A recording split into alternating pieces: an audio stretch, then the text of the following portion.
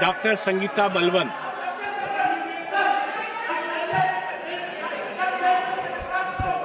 आधा मिनट में बोलिए और विषय पे आधा मिनट। माननीय उपसभापति महोदय, आपने मुझे वंदे मातरम चर्चा पर बोलने का अवसर दिया, इसके लिए धन्यवाद। महोदय, मैं अपनी बात स्वरचित पंक्तियों से आरंभ करना चाहती हूँ। मातृभूमि को शीश झुकाकर, मातृभूमि को शीश झुकाकर निस्दिन वंदन हो जननी का। मातृभूमि को शीश झुकाकर निस्दिन वंदन हो जननी का। वंदे मातरम के गुंजन से नित्य अभिनंदन हो जननी का, नित्य अभिनंदन हो जननी का।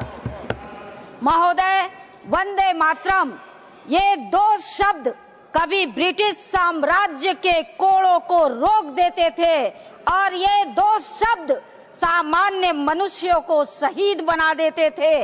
जब बंकिम चंद्र चट्टोपाध्याय ने 7 नवंबर 1875 में कार्तिक शुक्ल नवमी के दिन इसे लिखा था, उन्होंने सिर्फ एक गीत नहीं लिखा, उन्होंने स्वतंत्र भारत की भविष्यवाणी लिखी थी। उन्होंने भारत माता को केवल धरती नहीं बल्कि धन में लक्ष्मी, ज्ञान में सरस्वती और शक्ति में दुर्गा के रूप में देखा। वंदे मातरम भारत की आत्मा है, यह केवल कविता नहीं हमारी सभ्यता की गरज है। वंदे मातरम यह शब्द नहीं माँ भारती की साधना है, माँ भारती की आराधना है। यह शब्द हमें इतिहास में ले जाता है, हमारे वर्तमान को आत्मविश्वास से भर देता है और हमारे भविष्य को एक नया हौसला देता है कि ऐसा कोई संकल्प नहीं जिसकी सिद्धि न हो सके।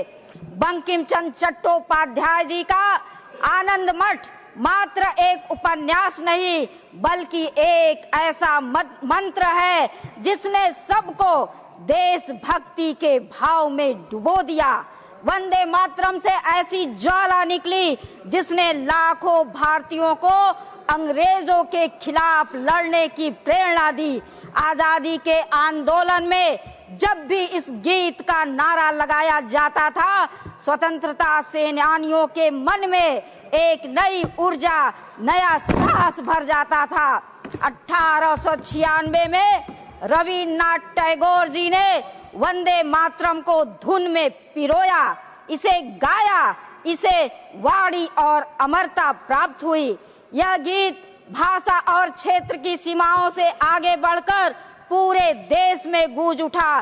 तमिलनाडु में सुब्रमण्यम भारती जी ने इसका तमिल अनुवाद किया और पंजाब में क्रांतिकारियों ने इसे गाते हुए ब्रिटिश साम्राज्यवाद को खुली चुनौती दी।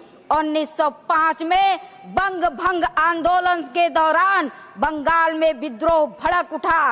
अंग्रेजों ने वंदे मातरम के सार्वजनिक पाठ पर प्रतिबंध लगा दिया। फिर भी 14 अप्रैल 1906 को 22 साल में हजारों लोगों ने इस आदेश की अवहेलना की।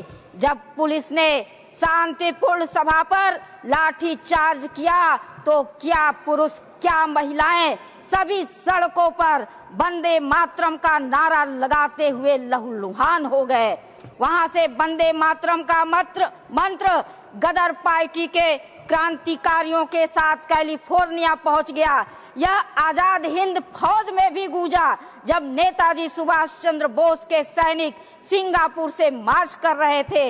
इस तरह यह 1946 में रॉयल इंडियन नेवी की क्रांति में भी गूंजा और जब भारतीय नाविकों ने ब्रिटिश युद्धपोतों पर तिरंगा फहराया, खुदीराम बोस से लेके अशफाक उल्ला खां तक, चंद्रशेखर आजाद से लेकर त्रिपुर कुमारन तक एक ही नारा था, वंदे मातरम।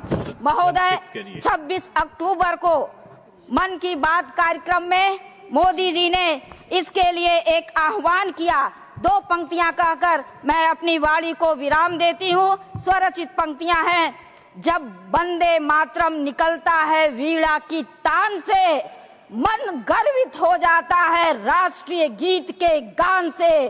झूल जाते थे फांसी पर वंदे मातरम बोलकर, गदगद थे शहीद अपने इनकलाबी शान से, गदगद थे शहीद अपने इनकलाबी शान से। मन गर्वित हो जाता है राष्ट्रीय गीत के गान से।